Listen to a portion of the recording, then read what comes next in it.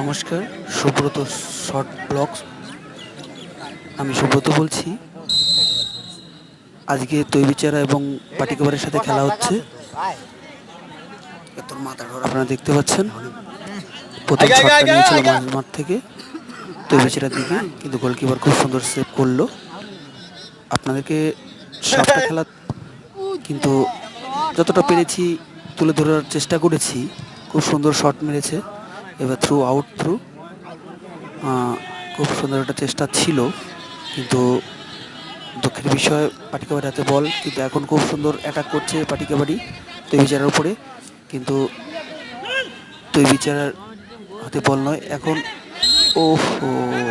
Handball ধরেছে referee. তো অবশ্যই